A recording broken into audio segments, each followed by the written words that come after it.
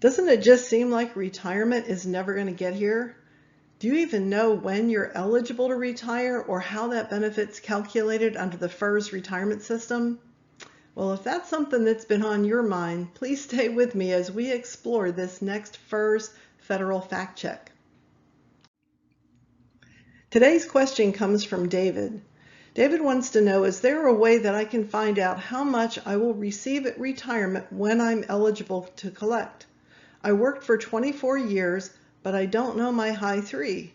I'm currently 53 years old and I'm not sure if I can start collecting at 60 or 62 or if I should wait until I fully retire. Thanks. Well, David, that's a question I think that's probably on a lot of federal employees' minds. So I want to work through with you some of your options for retirement eligibility, but it's all going to boil down to when are you financially ready and mentally prepared for this big transition in your life. Hopefully this will help you think about when that will be. One important question I want to answer first before we get into eligibility rules and the calculation of your benefit is, what is high three average salary? Well, it's going to be the average of any 3 consecutive year period of your career. And for most people, it's probably your last 3 years. It's generally going to be a little under, maybe a little over 5% difference from your current salary rate. So in other words, if you were going to retire today and your salary rate right now is, let's say it's $90,000, we'll take 95% of that and figure that's pretty darn close to what your high three average is going to look like. Now, if we start having more significant pay adjustments due to all the high inflation we've been having, then it might be a little farther, because remember, we're going back 3 years and averaging all those pay rates that were in effect. There's probably at least 3 or 4 different salary rates in effect during any 3-year segment of your career. So keep in mind, we're going back a little bit in time, but not too far, so the high three is not a bad way to calculate your benefit. In fact, your human resource office or your HR office may have either a do-it-yourself software program, sometimes called GRB platform, where you can find your high three listed there. Or you might be able to request a retirement estimate, especially if you're getting close to retirement or if you're thinking about leaving federal service anytime soon. Well, the calculation of a FERS basic retirement benefit is really pretty simple. Once you understand your high three average salary, and once you know exactly how much federal service is going to be credited towards retirement, which is all of your service covered by FERS deductions, military service you may have paid a FERS deposit for, and maybe even things like refunded federal service where you had a break in service and took a refund. If you're not sure if service that you have performed is creditable, you might want to talk to your HR specialist with specific questions about the types of service you've performed and how that's going to be used towards calculating your benefit, because that's going to be real important in this calculation. So your benefit's going to be either 1% or 1.1% of your high three average salary times those years and months of creditable service. And also don't forget that in many cases your unused sick leave hours are converted to additional service credit. So that can increase the dollars in your retirement check.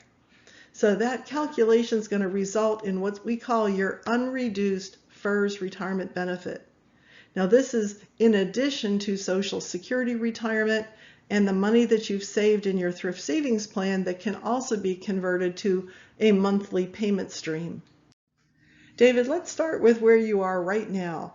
You're 53 years old, you've got 24 years of service, and let's say that you just decided, let's call it a day today and walk out the door as a resignation, because at age 53, you're not currently eligible for an immediate retirement benefit.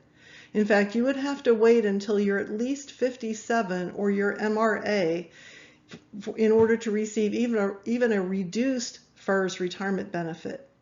Now, you could leave today and postpone that application until age 60, because at age 60, a minimum of 20 years of federal service is required for an unreduced deferred retirement benefit under FERS. And you have more than 20 years right now, so you could do either a reduced benefit at 57 or an unreduced benefit at 60. In just a minute or two, I'll show you those calculations so you get a better idea of how much money this might be. Now keep in mind, on a deferred retirement, when you're not eligible to retire as soon as you leave, you're going to only have temporary continuation of coverage of your health benefits. You won't get to maintain any of your other federal insurance benefits into retirement. Plus, of course, you're going to have to wait for the first check. So hopefully you have another source of income or you're going back to work someplace else. Your first eligibility for an immediate retirement benefit is when you reach your minimum retirement age, which, like I said before, if you were born in 1970 or later, that would be at your age of 57. That's your MRA, or minimum retirement age. Now, along with that, you have to have at least 10 years of federal service, which of course you already have 24 years.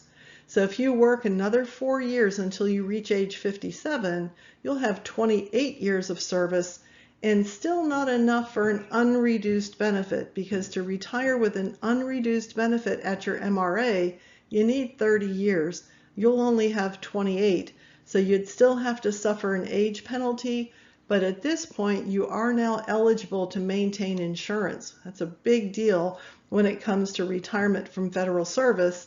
And in addition to that, you can start receiving your benefits right away. You won't have to wait years, let alone months, for that first benefit to come. At this point, age 60, when you're going to have 31 years of service if you hang around that long, this is really when it starts looking like you can afford to retire. Because now we're talking 31 years of service. You're going to pick up a FERS supplement, which is a bridge payment, a temporary payment that's going to bridge the time between your retirement at age 60 and age 62 when you become eligible for Social Security. You're also going to be eligible to start taking withdrawals from your TSP account and maybe be able to take out enough to supplement both your FERS benefit and the supplement in order to retire comfortably without necessarily having to work a second career. It's all going to come out in the numbers when you run those estimates. Well, if you ran the numbers at age 60 and you said, well, I'm still not going to have enough there to take that cruise or to remodel my kitchen or to buy that new car when I'm ready to, I really want to be a little bit more financially comfortable, then working until age 62 might be the key. This is really the age where I think Congress designed FERS employees to retire. At this point, you qualify for a bonus calculation of a 10% higher formula. That's going to help. In addition to that, this is the age when FERS retirees first start receiving cost of living adjustments. In times of high inflation, like we seem to be entering right now, retiring with no cost of living adjustments is going to erode the buying power of your retirement over time. And in addition to that, at age 62, if you want to draw Social Security retirement based on your whole lifetime of benefits, you can start that claim now, or you can postpone it to get a higher benefit at a later age. Remember, the full retirement age for Social Security isn't until age 67, but you could start receiving a reduced amount as early as age 62.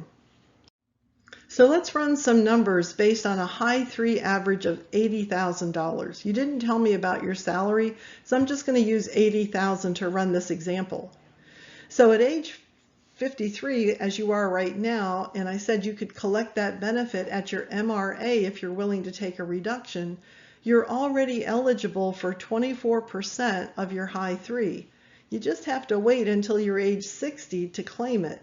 If you took it at your minimum retirement age or at age 57, you'd only get $14,400 a year. Something to show for what you've done, but probably not enough for a comfortable retirement. Now, if you wait until you have 28 years at age 60, or I'm sorry, at age 57 to leave federal service, you're still going to take a reduced benefit if you claim it immediately, but you could postpone that benefit till age 60 and get the unreduced amount.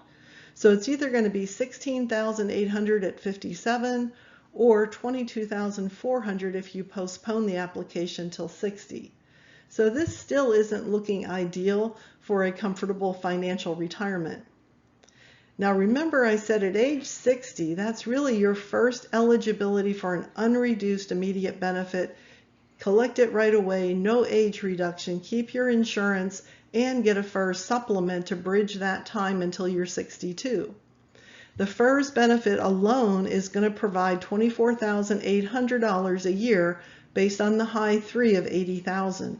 That's in addition to a FERS supplement, which is going to be worth about 3/4 or 75% of your age 62 Social Security benefit. Now we're talking a little bit more comfort level in your financial planning.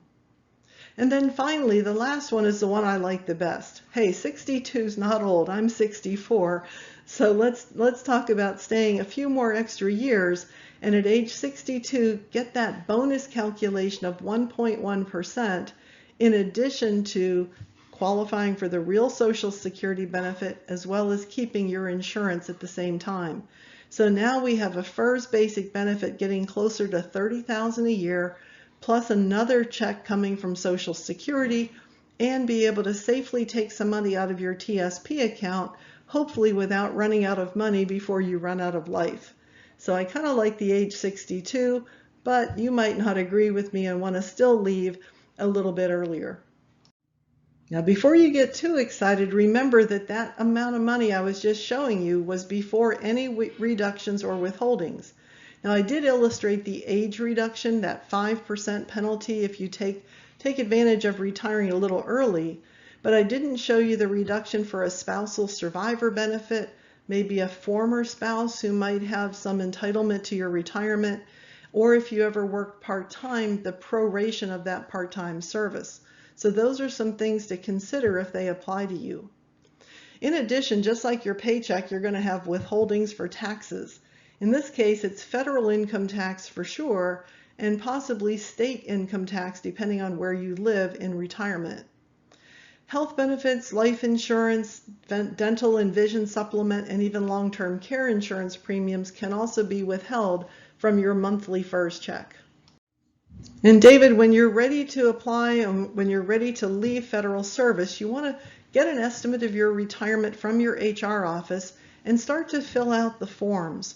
If you're applying for the deferred or postponed FERS benefit, that's a retirement and insurance form 9219. And if you're applying for an immediate retirement benefit at your MRA or age 60 or 62, then that's going to be the application for immediate retirement under FERS or a standard form 3107. That'll get you started.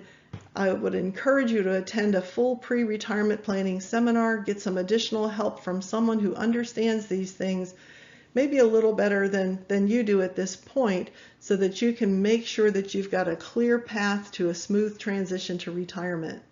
I hope you listen to the podcast that Micah and I do. That's going to also give you some insight to some of the tips to avoid delays and to have that smooth, clear path towards your life after retirement.